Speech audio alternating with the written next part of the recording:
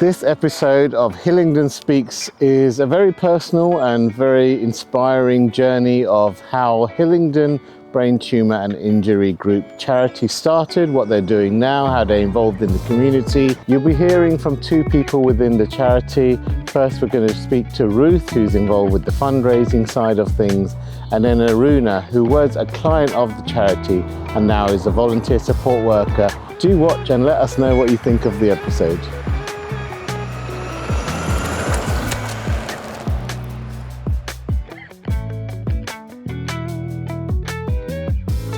So I'm here with Ruth from Hillingdon Brain Tumor and Injury Group. Really good to be here on site where what you do is evident for us to see right now. And just want to find out a bit more about how the charity started. Yeah, it was great that you could come here today.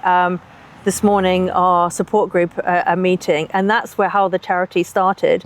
Over 15 years or so ago, through our founder. She and her husband had issues with being diagnosed with a brain tumor. I think the process of diagnosis for brain tumors is very convoluted and difficult and hard to navigate. And they had a difficult journey through that and didn't necessarily feel the support that perhaps they would have liked to receive. And so the charity was born from that sort of personal lived experience that nobody should be in the situation where you're dealing with that really difficult either diagnosis or beforehand or afterwards, but just to have a support network. So that was how the charity was put together, a way of just finding other people in a similar situation and helping each other. And the other people would all be local as well, would they generally? So the charity is called the Hillingdon Brain Tumor and Injury Charity. That's where the charity started. The Centre of Hope shop in Long Lane was where the group, I think they met in the first of all in a church hall nearby, and then took on the shop, and that's where all the support that the group gave to each other would happen in that premises. But obviously in the 15 years since, the charity's grown, and so now one of our activities, which is the support group, meets here in Eastcote. And I've been to the shop in Hillingdon. It's a very friendly shop and it's doing great stuff there as well. So is it all within the Hillingdon borough generally, would it be? Or I think that a lot of the heart of our charity, a lot of the people that are involved are within the Hillingdon borough. We're not limited by that. We're not, our funding doesn't limit us to only helping people in Hillingdon.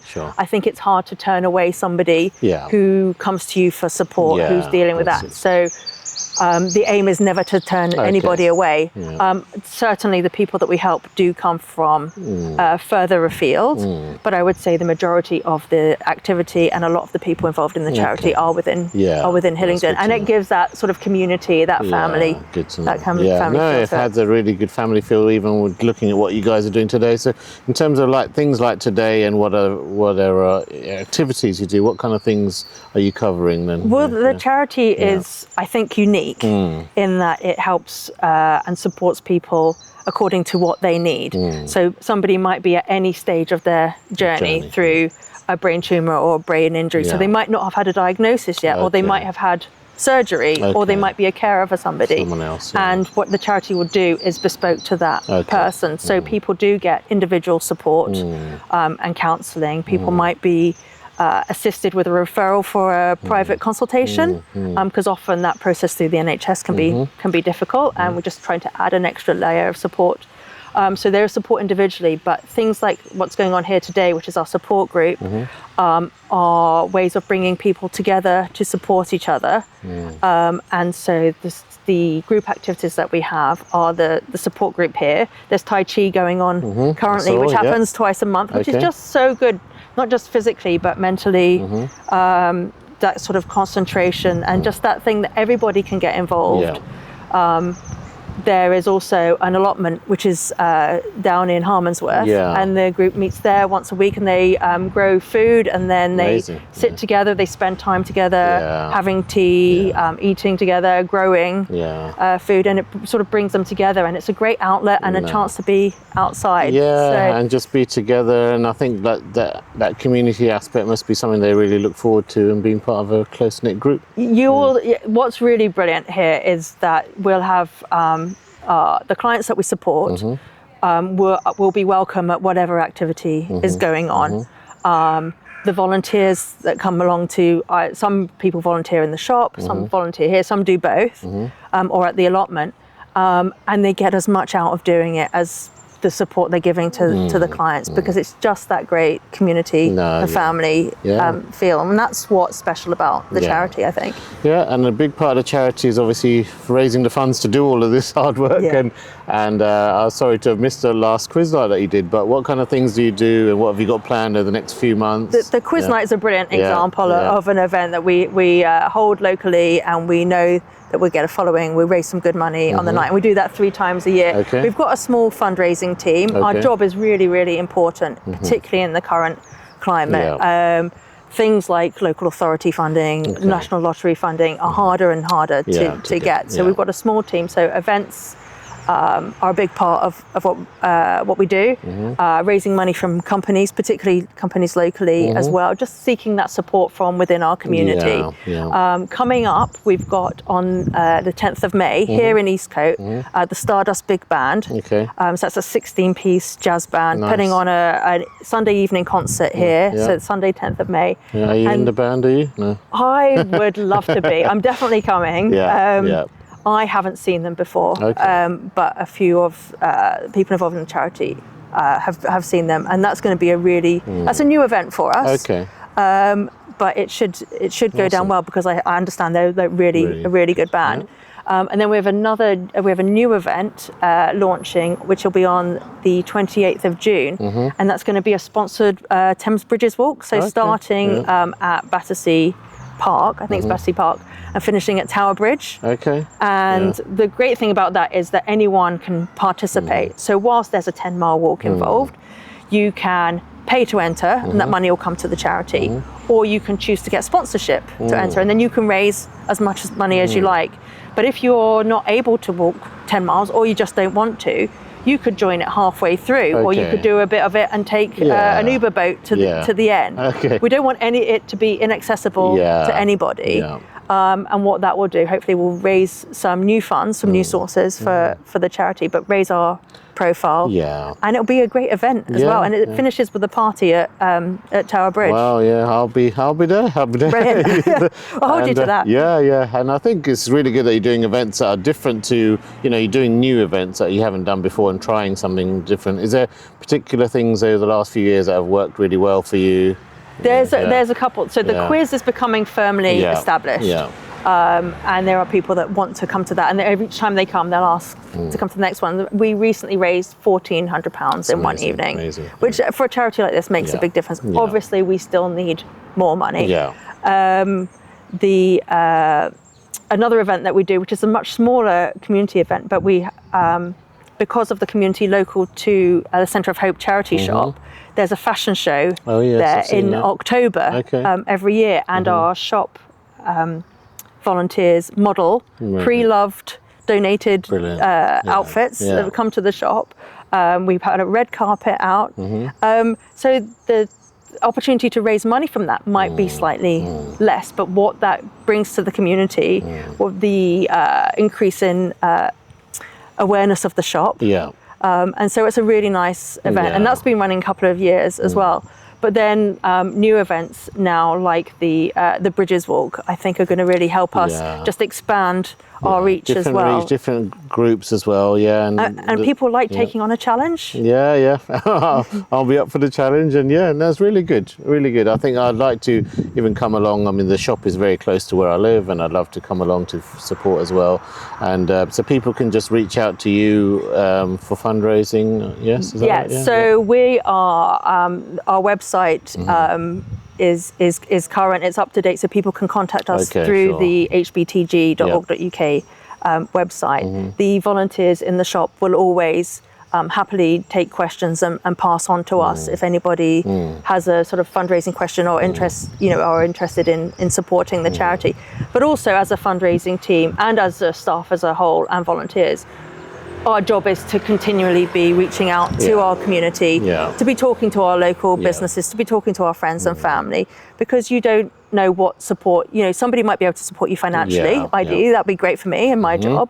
But also I might talk to somebody and turn out that they have a personal experience and they might need support of the charity. So you can offer, definitely. And I'm sure like you've joined the Chamber of Commerce and things like that. There's so many networks that you can probably find out people like that, can't you? Reach out to them. I think I feel fortunate. I feel fortunate to work for the charity in that sort of sense of community, in that hope that it gives to so many people, and the opportunities it's given me as well. But yeah, I think I feel fortunate within Hillingdon that we have something like, the Chamber of Commerce, that we have the Centre of Hope as a sort of a community hub as well, particularly for people in that area.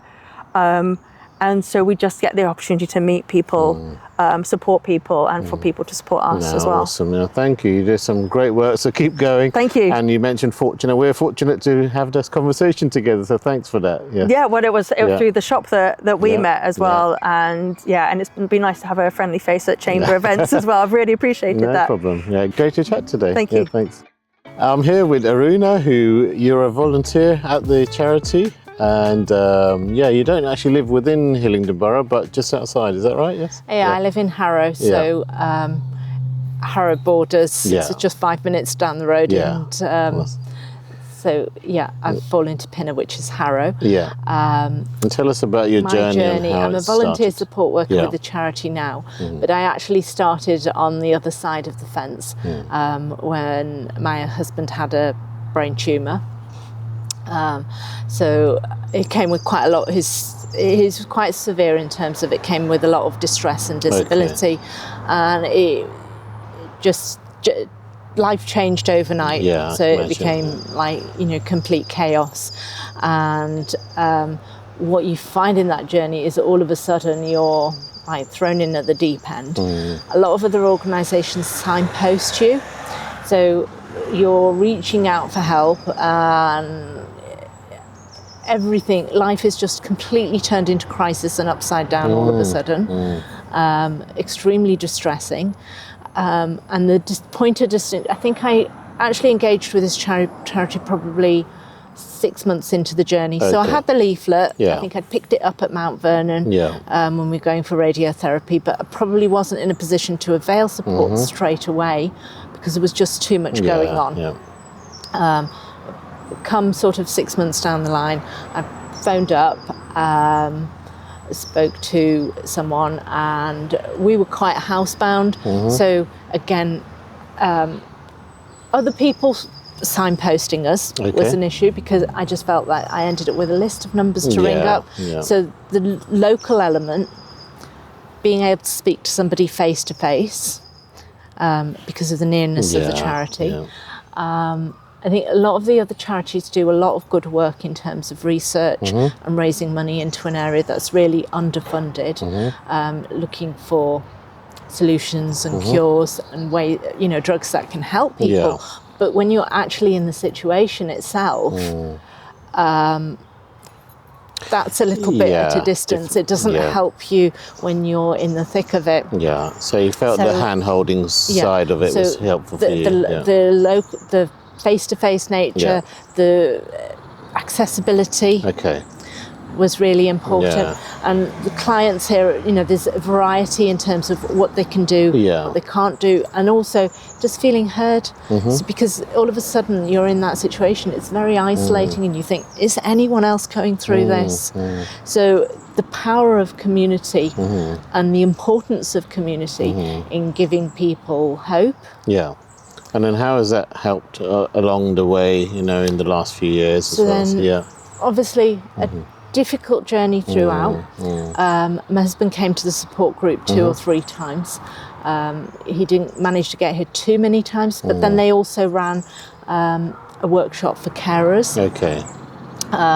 So that was where they got. So they often get people, outside organisations in to again run sessions or run support. So there was a specific support session. It was 4 or 5 weeks of support for carers. I think I only managed to make 2 of them, but even just making 2 of them, being able to get out of the house and meet other people who are also in challenging situations in everybody's journey is very, very individual. But just being able to have that, as you said, that human connection was important. And then I got a lot of support afterwards, after my bereavement. And it was so nice to be able to continue with. Because there was the support worker for my husband, and there was also a support worker for myself as a carer, who obviously I'd developed. She already knew my journey. She'd supported me through and had my hand through it. So then after bereavement, where counselling, I think, starting from with someone else would have been quite difficult because, again, as you said, you're in a really emotional, traumatic stage, and to have to go through the journey of illness, because journey doesn't start when someone passes away. It starts at the beginning when the illness. So I didn't have to go through all that again because I was starting with somebody. Yeah, you'd already built the trust with them and everything. I was already continuous. So that being able to fall into that journey with and get that counselling afterwards without having to start from scratch with someone was really valuable. And then I think my counsellor knew as well that at some point you'd like to do the same. I would get into it. She said, you've gained so much through your journey, all the research that you do and the insight that you develop. And then it's a negative experience, but it's brought to life for something, and then to be able to do something positive with a very negative experience. One, give back to the charity that's helped you, but then also that experience is not a waste, no matter how distressing and negative to go and help other people that have been in similar situations. To be able to do something positive with it. So how does it work in terms of now your day-to-day work? What kind of things you get involved with? It's a little bit of flexibility in there. The Thursday groups are really important because I think it gives everybody a physical connection, and you've got to understand that there's probably a lot of people here who clients who that might be the only time they get out of the house and see other people outside of the people they're caring with. Some people live on their own, and to get it gives a chance for us to connect with them, as I said, to connect with people face to face. We get, as Ruth I think touched on, we get a lot back in terms of our journey as well from working with people. It is a two-way process. So it will be talking to people at support, helping with the activities that are done, and then when I go offline from here, I'll have a set of people I call up and check in on. Some of them might need check-in calls every week. Some of them might not say, well, actually we're doing okay. Some of them don't come to the support group face to face. Some of them might live a little bit further away, so they might come, once every 3 or 4 months when they can get here. Some say we're doing fine. No, but all of that's, very, very invaluable, and it's very inspirational to hear it all, especially since you've gone through the whole process and you've got so much I think just experience that you can just share with other people to help them through. But amazing. It teaches you never to assume anything, and how everyone's, even if 2 people have got the same illness, their journeys are their own. No, keep going. I love what you do and the whole charity, but even today coming to film has been a very kind of family feel to it all. You feel like you're all in it together and all helping each other really well. I think because the charity started from Becky's own very personal journey. Then for somebody coming in as a client, when we, obviously you first go to the website, read about the charity, you think, all right, well, this is somewhere where somebody started it and she gets it. I don't think I actually met her till much after my husband passed away, because obviously I was in contact with other support staff, but she was always there as that story of where the charity started was always there in the background. Awesome. And it gives you space of feeling heard and understood. Yeah, we touched on that story just a little bit, but people can obviously read out a bit more about it on your website as well. But thank you for sharing all of that so personally today as well. Yes, thank you. Thanks.